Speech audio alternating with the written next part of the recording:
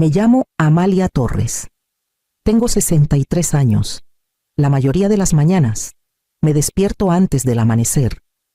Preparo un té de manzanilla y escucho cómo la ciudad de Puebla despierta lentamente detrás de las cortinas.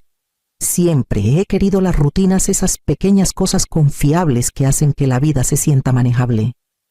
Después de que mi esposo falleció, ese sentido de orden me mantuvo firme, las cuentas pagadas a tiempo, el jardín podado, la despensa organizada por colores.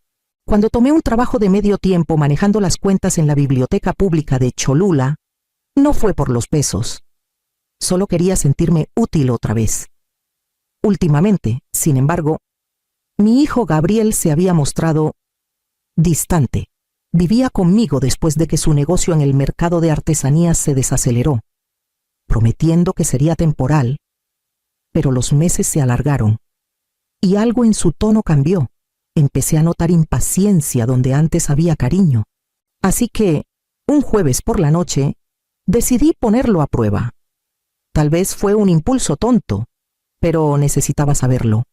Estaba comiendo sobras en la barra de la cocina cuando lo dije: Gabriel, hoy me despidieron. Esperaba una mirada de sorpresa, tal vez una mano buscando la mía. En cambio, se quedó inmóvil. Dejó el tenedor con un ruido seco y dijo: claro, era de esperarse, murmuró. Has estado distraída por semanas. Parpadeé, desconcertada. Que soltó una risa seca, sin humor. Mamá, no tienes que fingir que todo está bajo control. Tal vez es hora de que dejes de tratar de demostrar que puedes con todo. Sus palabras cayeron sobre mí como piedras pesadas, cada una cargada con décadas de sacrificios invisibles que se desvanecían en el aire frío. Sus palabras dolieron más de lo que deberían. Esperé a que se suavizara, a que dijera que no lo decía en serio, pero no levantó la mirada. No quería que te preocuparas, dije en voz baja. Ya estoy preocupado, respondió cortante. No dejas que nadie te ayude y luego te desmoronas. Es agotador. Se me cerró la garganta. Quise decirle que no era cierto, que no había perdido mi trabajo, que de hecho esa mañana me habían ascendido hasta encargada de cuentas, pero la mentira ya se había escapado. Y ahora, confesar la verdad solo me humillaría más. Recogió su plato, lo enjuagó y salió de la cocina sin decir más. El sonido de su puerta al cerrarse en el piso de arriba retumbó en la casa como una sentencia. Me quedé sola junto al fregadero, con la luz de la estufa titilando contra la ventana. Afuera, la calle estaba silenciosa, bordeada por los mismos naranjos que mi esposo plantó hace décadas. Sus sombras se movían ligeramente con el viento, inquietas, inciertas, como se sentía mi hogar de repente. La cena del día siguiente fue como un trámite que todos nos sentíamos obligados a soportar. Gabriel estaba sentado frente a mí, desplazando la pantalla de su celular entre bocado y bocado de pollo recocido. Su esposa, Daniela, llenaba el silencio con preguntas corteses: cómo iba la biblioteca, si había visto las noticias sobre el nuevo parque en el centro de Puebla. Pero su tono era distante, su sonrisa apenas un trazo. Respondí con el mismo calor superficial que ella ofrecía, cuidando de no agitar más el ambiente. Cada sonido en la cocina se sentía amplificado: el roce de los tenedores, el zumbido del refrigerador, el suave golpeteo de sus uñas contra la mesa. Antes solíamos reír en esta mesa, cuando Gabriel era un niño que no podía quedarse quieto el tiempo suficiente para terminar su comida. Ahora, incluso respirar al mismo ritmo que él se sentía como una intromisión. Tal vez llegue tarde mañana, dijo Gabriel finalmente, con los ojos aún en su teléfono. Tengo una reunión sobre un nuevo proyecto. Daniela asintió y luego me miró. Qué bueno que estás tomando un descanso. Amalia, te lo has ganado. Sus palabras flotaron, demasiado ensayadas, como si ya creyera que estaba desempleada. Forcé una sonrisa y tomé otro sorbo de agua para no responder. Cuando me levanté para recoger los platos, mis ojos captaron algo medio escondido bajo una pila de correo, en la encimera un folleto brillante, del tipo que usan los agentes inmobiliarios para casas en venta. En la parte superior, en letras azules y audaces, decía Propiedades de la calle Hidalgo. La imagen de nuestra calle, nuestro hogar. Mirándome fijamente, que se sintió como un reclamo sobre la vida que había construido durante décadas. Mi corazón dio un pequeño vuelco inexplicable. Esa era nuestra calle, nuestro hogar. La imagen en la portada era de una casa parecida a la mía, pintura fresca, césped impecable. Esa calma perfecta que nunca revela quién tuvo que irse para que luciera así. Deslicé el folleto de nuevo bajo los sobres antes de que lo notaran. Daniela soltó una risa suave por algo que dijo Gabriel, un sonido ensayado que no llegó a sus ojos. Enjuagué los platos en silencio. El aroma a jabón de limón cortando el aire viciado. Por primera vez en años, la casa se sentía extraña, como si perteneciera a alguien más y yo solo estuviera de visita. Es curioso cómo las cosas pequeñas regresan a ti cuando el aire de tu propia casa se vuelve ajeno. La distancia no había aparecido de la noche a la mañana. Se había colado silenciosamente, con una cara conocida. Recordé la primera vez que lo noté. Gabriel había contratado a un plomero para arreglar el baño del segundo piso sin mencionármelo. Cuando le pregunté, dijo con ligereza: «Es más fácil si yo me encargo». «Mamá, no tienes que preocuparte». Me convencí de que era amabilidad, que solo quería ayudar, pero pasó una y otra vez cerraduras nuevas en la puerta trasera, pólizas de seguro renovadas sin mi firma.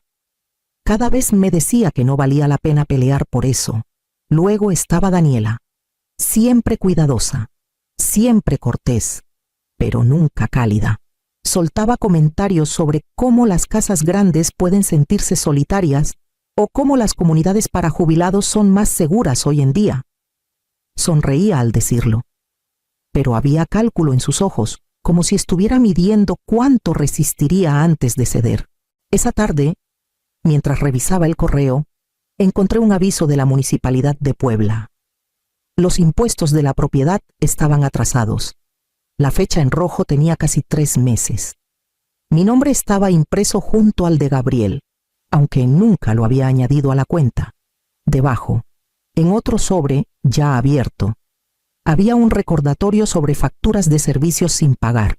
Una certeza helada se asentó. La vida que creía controlar había pasado silenciosamente a sus manos. Una claridad fría y lenta se instaló en mí. Gabriel debía estar interceptando las cartas. Más de una vez me había dicho: «Yo me encargo de las cuentas». «Mamá, deberías descansar». Me senté a la mesa de la cocina, con los papeles esparcidos frente a mí, la luz del sol derramándose sobre la tinta como una acusación. Había confiado en él para que me ayudara, para que me protegiera como yo lo protegí alguna vez.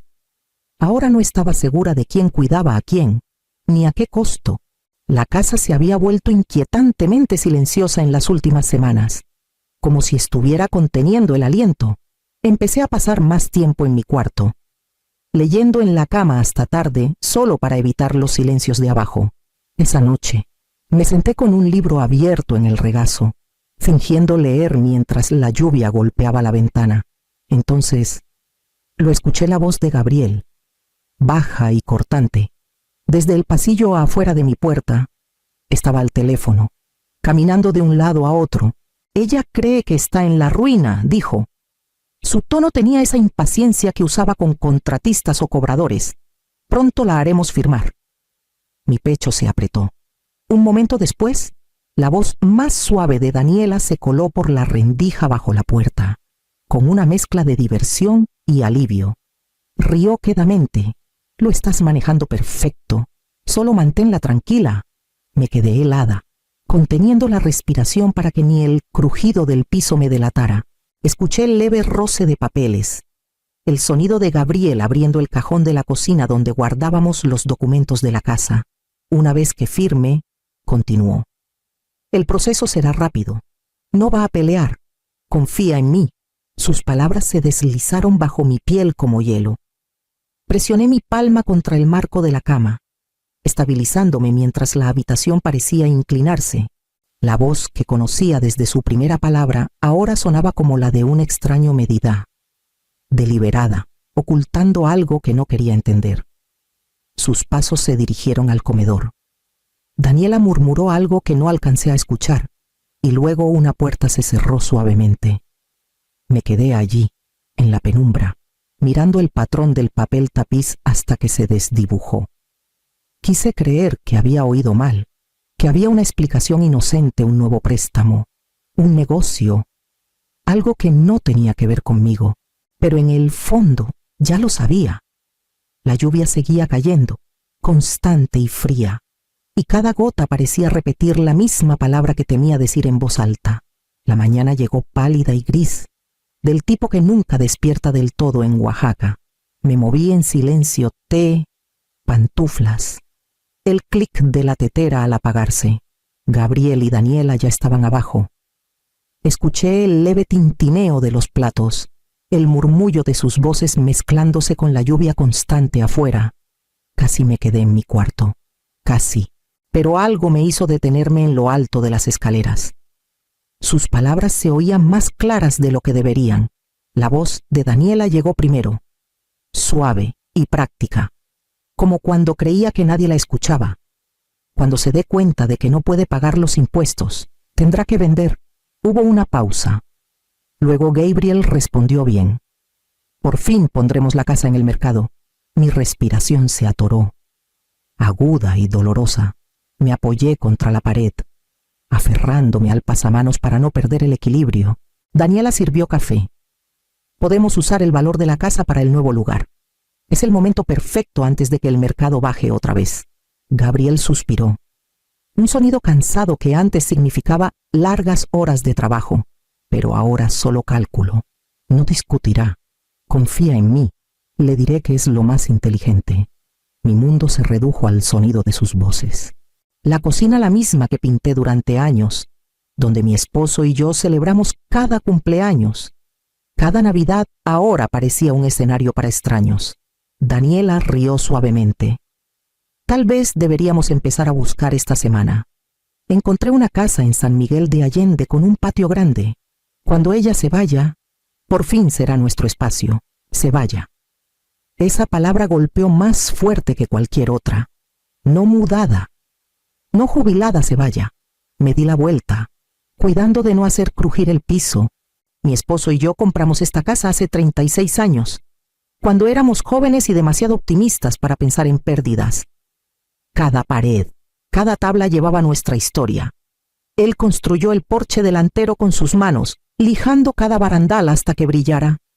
Todavía podía verlo allí, arrodillado, sonriéndome a través del aserrín y la luz del sol. Ahora, el hijo que criamos quería venderlo todo por una ganancia. Me quedé en el pasillo, con las manos temblando, el té enfriándose en mi taza. Las voces abajo se suavizaron en risas. Ya no escuché las palabras, solo el sonido de algo rompiéndose dentro de mí. Silencioso, pero definitivo. El sueño no llegó. Me quedé despierta mirando el techo. El ritmo de la lluvia en las ventanas fundiéndose en un sonido interminable. Mi mente volvía a las mismas imágenes. Gabriel a los 12, sonriendo mientras me daba su primer cheque de la ferretería. Gabriel a los 20, paseándose por la cocina la noche antes de entrar a la universidad, preocupado porque no podía pagar la colegiatura. Esa noche le di un cheque sin dudarlo. Págame cuando puedas, le dije, aunque nunca esperé un peso. Ahora me preguntaba qué había cambiado entre ese niño y el hombre abajo, haciendo planes con mi casa. Intenté encontrar el momento exacto en que todo cambió. Una grieta en el tiempo donde el amor se convirtió en algo más silencioso, más frío. En algún momento me senté y encendí la lámpara de noche. El pequeño círculo de luz se sentía casi desafiante. Abrí el cajón y saqué la foto familiar gastada que había guardado por décadas Gabriel sin los dientes frontales. El brazo de su padre alrededor de ambos. Recorrí la sonrisa de mi esposo con la yema del dedo. Él habría sabido qué hacer. Siempre lo supo, pero esta era mi casa ahora, mi vida, mi lucha. En algún momento de la noche, El dolor comenzó a cambiar. Seguía allí, pero dejó de vaciarme y empezó a llenarme con algo más firme, más pesado de determinación. Cuando la primera luz pálida del amanecer se coló por las persianas, me acerqué a la ventana y miré la calle mojada, las hojas de los naranjos brillando bajo la farola. Mi reflejo me devolvió la mirada, cansado, pero claro. Si piensas que soy débil, susurré. Has olvidado quién te crió. La mañana después de esa larga noche sin dormir, preparé té y no lo tomé. La taza se enfrió a mi lado mientras abría los cajones de mi escritorio uno por uno. Durante años, había guardado cada registro, recibos, documentos de la hipoteca, formularios de impuestos, porque mi esposo siempre decía, el papel dice la verdad cuando la gente la olvida. A media mañana, la mesa estaba cubierta de carpetas amarillentas y ligas. Trabajé despacio, metódica, separando lo viejo de lo actual, revisando cada página en busca de lo que más necesitaba pruebas. Pruebas de que la casa no era de Gabriel, no de Daniela, sino nuestra, mía, en el fondo de una carpeta etiquetada Reparaciones del Hogar 2007. Encontré una copia notariada de la escritura, mi nombre y el de mi esposo, uno al lado del otro. Exhalé, la primera respiración que no dolió en días. Debajo, recibos de impuestos y registros de seguros que se remontaban a décadas, todos firmados por mí. Pasé horas organizándolos en un orden cuidadoso, hasta que cada hecho fuera claro e innegable. Cuando terminé, saqué mi celular y busqué entre mis contactos hasta encontrar el nombre de Patricia Gómez. Patricia y yo trabajamos juntas en la secundaria hace años. Ella manejaba las cuentas administrativas antes de pasar al derecho inmobiliario. Contestó al segundo timbre, su voz aún brillante y enérgica. Amalia, ¿cuánto tiempo le conté? Lo más simple que pude, lo que estaba pasando. Escuchó sin interrumpir. Cuando terminé, hubo una pausa. Hiciste bien en llamarme, dijo finalmente. Trae todos los documentos que tengas. Nos aseguraremos de que la casa se quede donde pertenece. Y actualiza tu testamento, pero hazlo en silencio. Esa palabra en silencio se quedó conmigo. Por la tarde, cambié las contraseñas de mi banco, aseguré mis ahorros y trasladé las carpetas más importantes a una caja de seguridad en la cooperativa de crédito.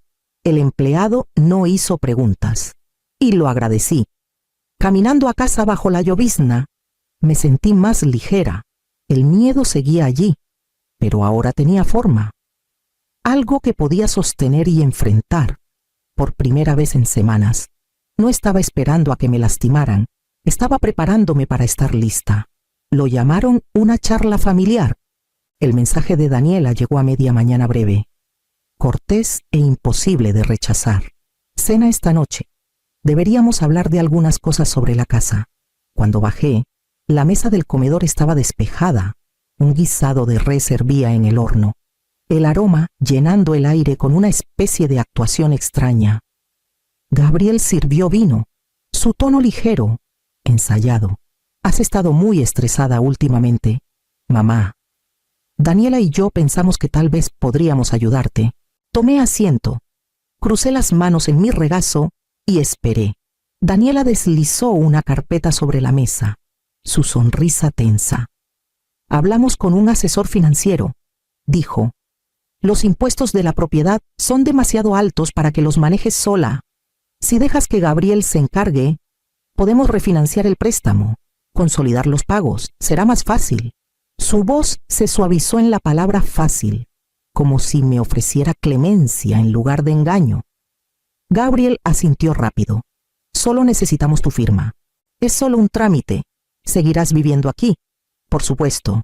Abrí la carpeta. El lenguaje legal llenaba la página. Pero Patricia ya me había mostrado qué buscar. La cláusula de transferencia estaba ahí, como una trampa, escondida en términos sobre derechos de administración. Cerré la carpeta. La puse de nuevo en la mesa y miré a mi hijo.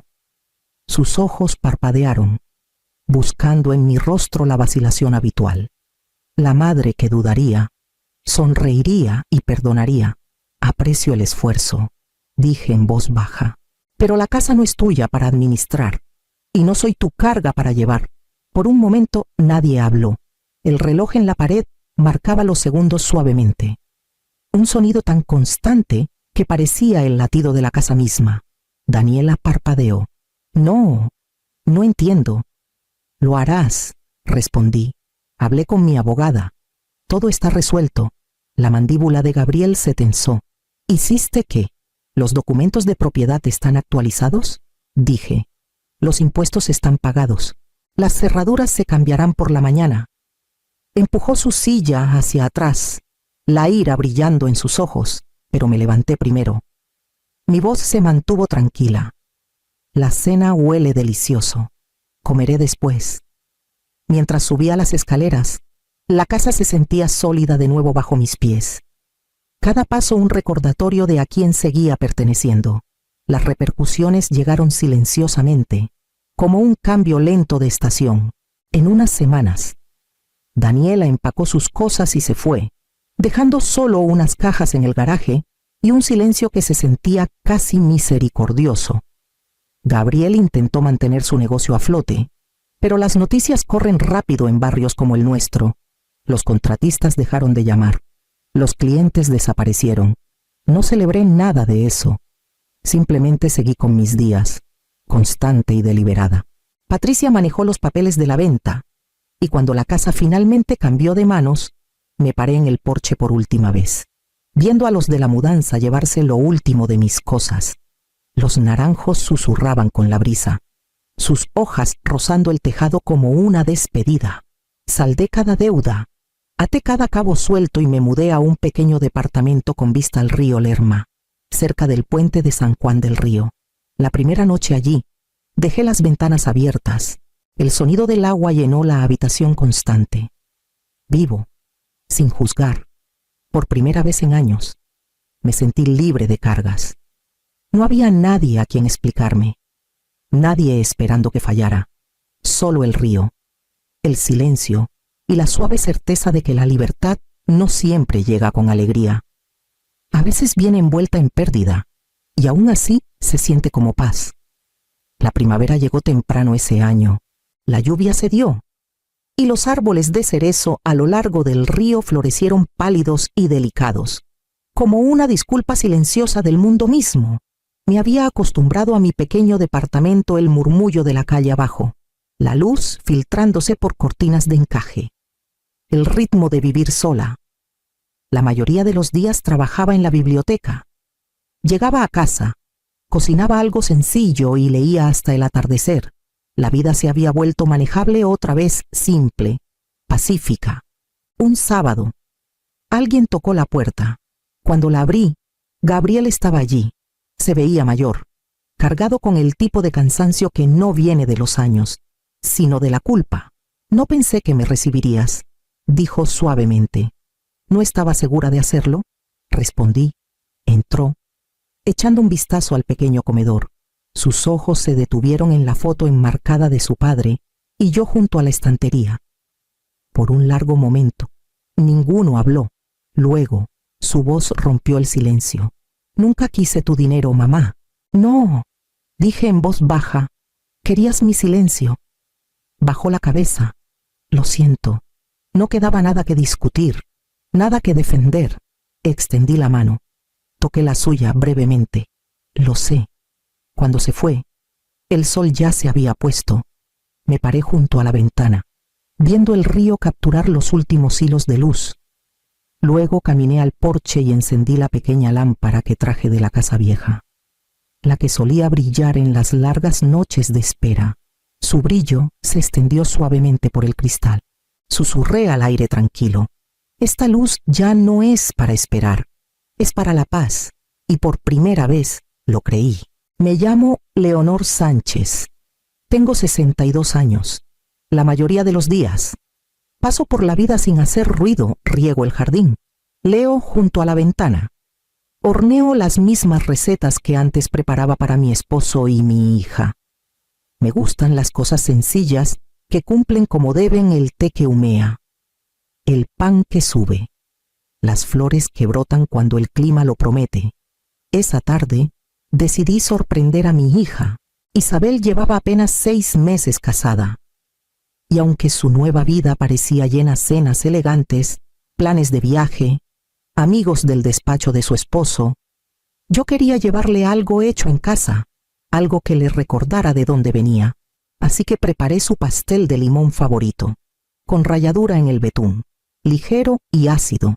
Mientras se enfriaba, doblé un juego de toallas bordadas que ella había admirado alguna vez. Cosas pequeñas, pero que llevaban mi cariño mejor que cualquier palabra. El trayecto por las calles de Mérida fue cálido y luminoso. Los árboles de flamboyán se alzaban sobre la avenida Colón, y el aire traía un leve aroma a sal y bugambilia. Ensayé lo que diría cuando ella abriera la puerta. Qué orgullosa estaba de su nuevo hogar, lo adulta que se veía, como su padre también lo habría estado. Cuando estacioné frente a la casa, me detuve un momento, mirando el porche impecable y las ventanas relucientes. Isabel había construido una vida más fina que la mía, y me alegraba por ella. Equilibré la caja del pastel en una mano, las toallas en la otra, y caminé hacia los escalones. Desde dentro, una risa flotaba por una ventana abierta. La voz de Isabel, alta y familiar, acompañada por otra mujer, más baja, y con ese tono refinado de la alta sociedad yucateca. Sonreí, lista para tocar, hasta que escuché mi propio nombre. Me quedé helada en el porche, con el pastel de limón cálido contra mis manos, y me acerqué más al sonido que lo cambió todo. Al principio, pensé que había oído mal. El aire vibraba con el ritmo suave de las voces dentro, roto por un leve tintineo de porcelana. Me quedé ahí en el porche, con media sonrisa, queriendo creer que decían algo amable. Entonces escuché la voz de Isabel otra vez clara, segura, tan familiar que casi no registré la crueldad. Lo hace con buena intención, dijo con ligereza, pero a veces es demasiado, siempre trayendo cosas, toallas, pasteles, pequeños regalos. Es dulce, pero cansa. Una risita baja y aprobatoria siguió.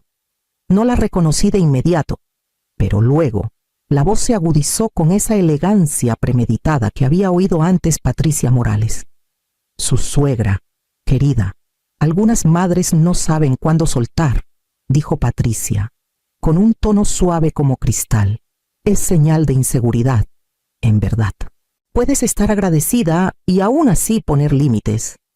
La casa de un esposo debe sentirse suya, no la cocina de la suegra. Sentí que el aire se me atoraba. Mis manos apretaron la caja del pastel hasta que el cartón crujió. A través de las cortinas de encaje, apenas veía el borde de la mesa, el brillo de la porcelana, el cabello de Isabel atrapado por el sol. Ahora reía, con esa risa que antes guardaba para mí. Lo sé, dijo suavemente. A veces aún me trata como si tuviera 12 años, como si necesitara sentirse necesitada. Las palabras se asentaron pesadas y lentas, hundiéndose en mí como piedras. Di un paso atrás, las tablas del porche crujiendo bajo mis zapatos. Por un instante pensé en tocar irrumpir, fingir que no había oído nada, pero el sonido no llegó. El sol, que hace un momento era gentil, ahora quemaba contra mi rostro. Dentro, la conversación seguía, casual, fácil, como si hablaran del clima o los muebles. Lo hace con buena intención, repitió Patricia, casi indulgente. Pero no encaja del todo en este círculo, ¿verdad? La respuesta de Isabel llegó como un susurro. No encaja. Me quedé ahí hasta que mis brazos temblaron, hasta que el betún del pastel se enfrió bajo la tapa de papel. Luego me di la vuelta y bajé los escalones, cada uno más pesado que el anterior. El aroma a limón se aferraba a mis dedos, el mismo que llenaba nuestra vieja cocina cuando Isabel era pequeña, cuando lamía la cuchara y decía que era su favorito. Lo había horneado por amor. Ahora sabía a vergüenza. Cuando llegué al auto, no recordaba por qué había pensado que esta visita nos acercaría. Coloqué el pastel en el asiento a mi lado. Encendí el motor y me alejé de la casa que, de pronto, ya no sentía como el hogar de mi hija, ni el mío. No regresé directo a casa. Estacioné junto al Paseo de Montejo y me quedé ahí hasta que el auto se calentó a mi alrededor. La caja del pastel descansaba en el asiento, como algo vivo, exhalando culpa al aire. La miré, incapaz de tocarla o tirarla. El betún probablemente ya estaba blando, el aroma a limón volviéndose tenue y cansado. Después de un rato, salí y comencé a caminar. Las calles de Mérida estaban radiantes esa tarde, con una luz que se siente cruel cuando el corazón pesa. Los laureles se inclinaban sobre las aceras, sus ramas meciéndose con la brisa ligera. Cada esquina, cada grieta en el pavimento, cargaba un pedazo de nosotras Isabel saltando a mi lado de niña, su mano apretando la mía. Las dos compartiendo un elote asado en noches de verano cuando el dinero escaseaba. Pero la risa era fácil. Ahora, todo lo que oía era el eco de su voz tras esa puerta, cortante y fría, demasiado. No encaja, las palabras latían en mi pecho con cada paso. Pasé por la vitrina de una panadería y vi una fila de pasteles de limón en exhibición, sus cubiertas brillantes reluciendo al sol. Había horneado cientos como esos a lo largo de los años, cada uno para alguien que amaba. Me di cuenta, no tenía a dónde ir. Cuando llegué a mi pequeña casa en el barrio de Santiago, el mundo se sentía más callado de lo que recordaba. Llevé el pastel adentro y lo puse en la mesa de la cocina. El olor a azúcar y cítricos llenó el espacio, suave y familiar, pero no lo soporté. Cubrí la caja con una servilleta, apagué las luces y me senté a la mesa, con las manos cruzadas, en algún lugar de la ciudad. Mi hija reía, esperaba que estuviera feliz. Me dije que eso debería bastar. Los días siguientes pasaron con una quietud que no podía nombrar. Mérida seguía como si nada hubiera cambiado, vecinos saludando desde los portales, campanas de la catedral flotando en el aire húmedo, pero la ciudad se sentía distinta, como si me hubiera dado la espalda en silencio. Isabel no llamó esa semana. Cuando por fin mandó un mensaje, fue breve, ando ocupada. Pronto nos ponemos al día, sin mención del pastel, de la visita, del silencio que crecía entre nosotras. Escribí una respuesta y la borré 2 veces antes de enviar solo: cuídate, pequeña. La palabra se sintió extraña bajo mi pulgar. Llené mis horas con rutinas pequeñas, caminatas matutinas por el Parque de Santa Lucía, café en la misma fonda de la esquina, una vez por semana, voluntariado en la biblioteca municipal, donde el olor a páginas viejas era lo más cercano a la paz. Las mujeres ahí hablaban con cuidado sobre el clima, recetas, nietos. Asentía y sonreía, escondiendo lo pesado que sentía el pecho cada vez que alguien preguntaba por Isabel. Una tarde, en el mercado, me topé con una amiga suya, una compañera de la universidad. Habló con entusiasmo de lo radiante que lucía Isabel, lo elegante que era su nueva vida, la suerte que tuvo de casarse con una familia tan distinguida. Sonreí hasta que me dolió la mandíbula. Dije que estaba orgullosa. Luego dejé mi carrito en el pasillo y salí antes de que las lágrimas comenzaran. Esa noche, me senté en el porche viendo el atardecer fundirse en el horizonte de la ciudad. Las chicharras zumbaban, fuertes e insistentes, llenando el silencio que antes ocupaba la risa de Isabel. Intenté convencerme de que esto era lo que significaba ser madre: soltar, dar espacio. Pero no se sentía como espacio, se sentía como borrarme, lento y educado, envuelto en el lenguaje suave de la adultez. Su mundo se expandía, y el mío se encogía para encajar en la forma de su ausencia. Me dije que era normal, me dije que era amor. Pasaron 3 semanas antes de que volvieras a escuchar su voz. Llegó por teléfono una noche mientras cerraba las cortinas. «Mamá», dijo Isabel, con un tono ligero, ensayado, «vamos a tener una cena pequeña el próximo fin de semana. Solo familia. Deberías venir. Por un momento, no respondí. Las palabras se asentaron en la habitación silenciosa como polvo, demasiado suaves para confiar en ellas. Una parte de mí quiso negarse, proteger lo poco que quedaba de mi orgullo, pero otra parte, la más firme, sabía que debía ir, no para probar nada, no para recuperarla, solo para estar donde una vez me hicieron sentir pequeña y recordar que ya no lo era. Suena lindo, dije. Gracias por la invitación. Tras la llamada, me senté a la mesa un largo rato. Mirando mis manos, parecían más viejas de lo que recordaba, con el leve temblor del tiempo escrito en cada vena. Alicé las arrugas de mi vestido y pensé en qué llevaría. Esta vez, nada de pastel, sin ofrendas, sin regalos, solo a mí misma. Los días siguientes pasaron en calma, como la marea que se mueve antes del amanecer. Planché una blusa azul clara, pulí el broche de plata que me dejó mi madre y elegí unos aretes sencillos. Había una serenidad en ello, una preparación callada que no buscaba la aprobación de Isabel, sino mi propia paz. Cuando llegó el sábado, estaba lista, no para reconciliación, sino para compostura. El atardecer de Mérida había teñido el cielo de un coral profundo cuando llegué a la casa de los Morales. Las ventanas brillaban con una luz suave, y a través de las cortinas traslúcidas vi las siluetas de personas moviéndose, sombras enmarcadas por la elegancia. Me alicé la blusa, suavicé mi falda y toqué. Patricia abrió la puerta.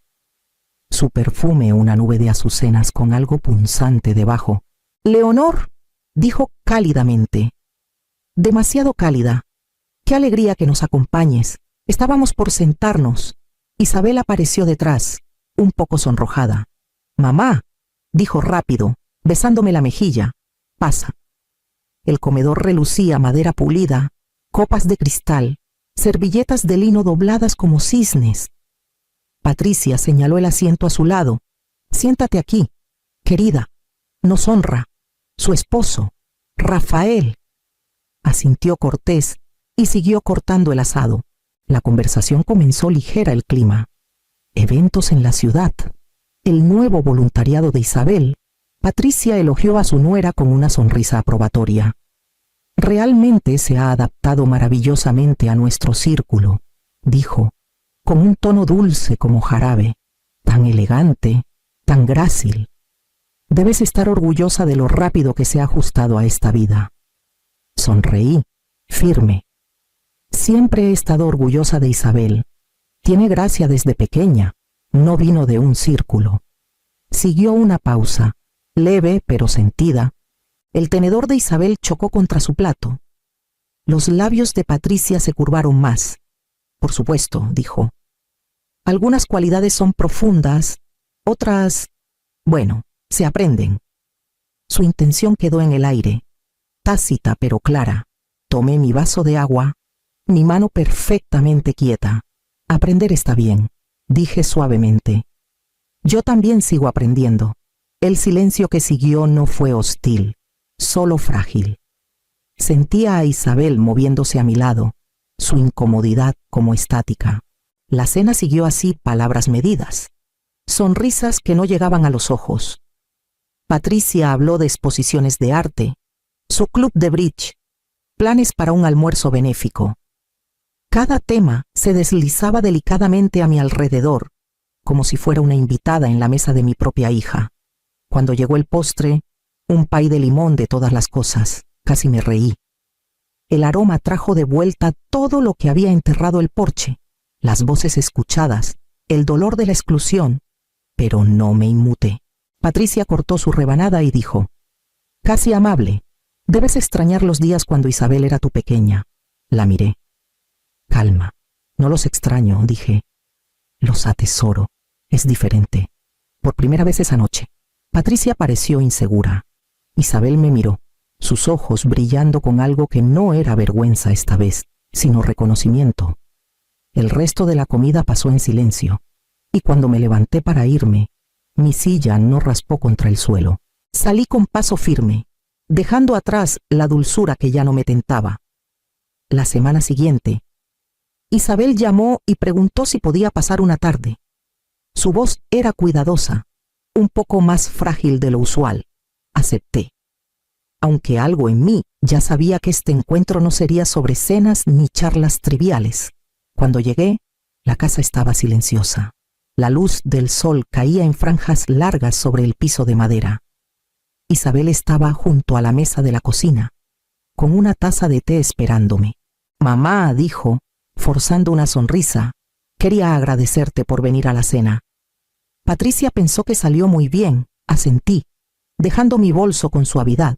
Así fue, dije. Tu mesa estaba hermosa. Ambas sabíamos que hablábamos a través de un cristal, cada palabra un eco en lugar de una verdad.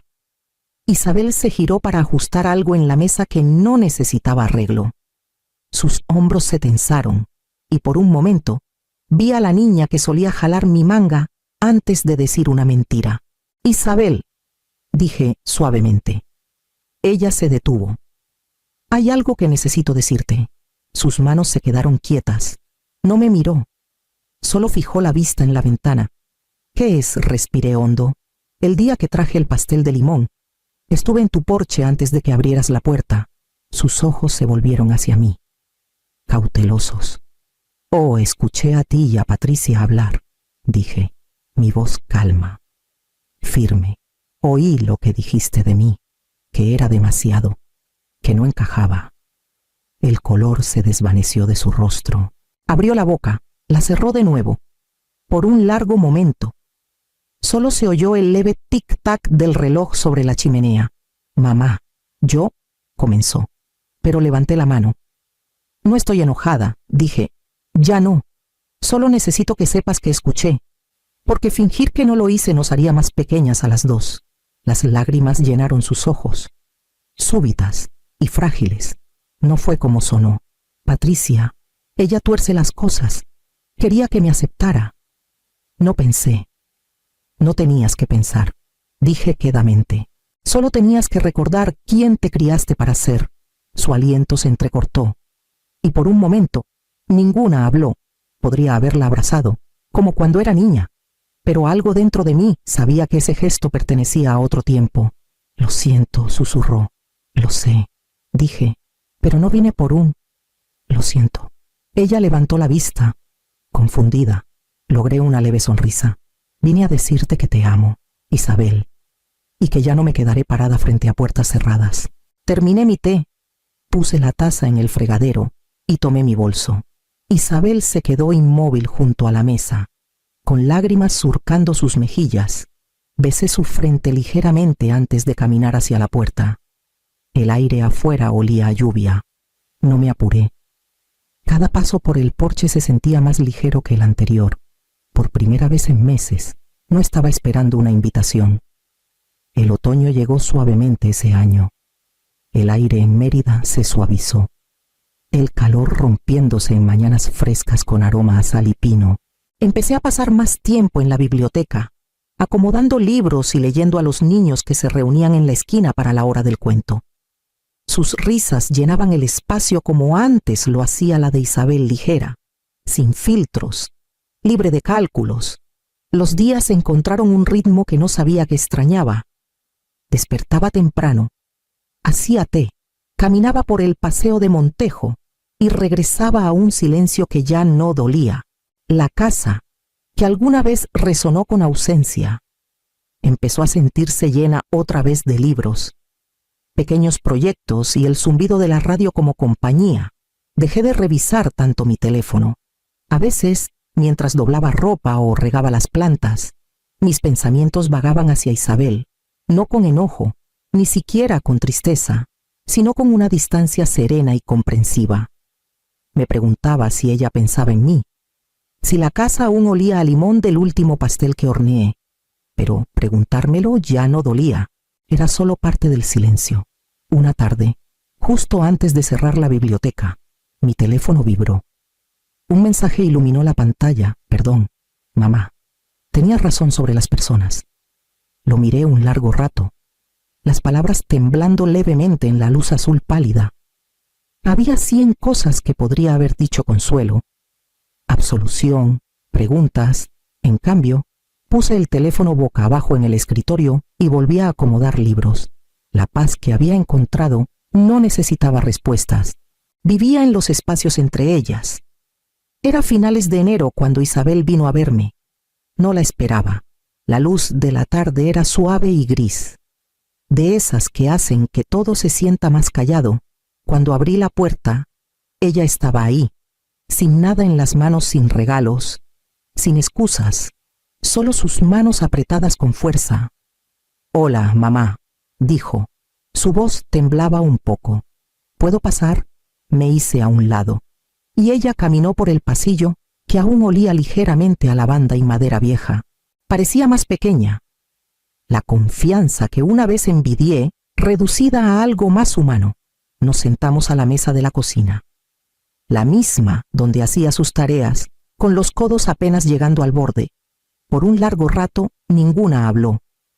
El reloj hacía tic-tac, y la tetera comenzó a zumbar. Finalmente, ella dijo: «Olvidé quién era. Pensé que ser aceptada era ser amada. Pensé que encajar me haría feliz». Sus ojos brillaban, no con lágrimas aún, sino con el dolor de alguien que se veía claramente por primera vez. Serví té para ambas, dejando que el calor llenara el aire. «Fui cruel contigo», susurró. «Quería que Patricia me respetara, y me perdí intentando ganármelo». Observé sus dedos trazando el borde de la taza, firmes pero avergonzados. Cuando hablé, mi voz era calma. Entonces recuerda: «Isabel, eso es todo lo que puedes hacer ahora». Ella asintió lentamente. El té se enfrió entre nosotras, intacto. Cuando finalmente se levantó para irse, dudó. Luego extendió la mano y la puso sobre la mía. Fue un toque breve, frágil pero real. Después de que se fue, me quedé en la mesa, el leve calor de su mano aún descansando contra mi piel. Unos meses después, llegó un sobre con la letra de Isabel. Adentro, una nota: «Cena el domingo. Solo nosotras». Cuando llegué a la casa en la avenida Colón, las ventanas estaban abiertas y una luz cálida se derramaba por el porche. Isabel esperaba en la puerta. No corrió hacia mí esta vez, solo sonrió, una sonrisa tranquila y firme que no necesitaba palabras. Dentro, la mesa era sencilla, sin cisnes de plata, sin copas pulidas, solo 2 platos y el olor a pollo asado. Hablamos de cosas pequeñas: la biblioteca, su jardín, cómo la primavera había llegado temprano. La conversación fue fácil, sin esfuerzo, como el agua encontrando su propio nivel otra vez. Después de la cena, salimos. El aire de la noche traía el aroma a jazmín desde su cerca. Encendió la luz del porche, el mismo resplandor suave que recordaba de aquella primera tarde. Por un momento, sentí que el tiempo se había doblado sobre sí mismo, solo que ahora más gentil. Toqué su brazo ligeramente. «Esta luz ya no es para esperar», dije. «Es para la paz». Brillaba cálida. Una señal para mí misma de que la vida que había llevado para otros ahora me pertenecía por completo, y que el amor podía existir sin sacrificio, sin invisibilidad. Isabel asintió, sus ojos brillando en el resplandor. Cuando caminé de regreso a mi auto, la luz me siguió por la calle, cálida e ininterrumpida.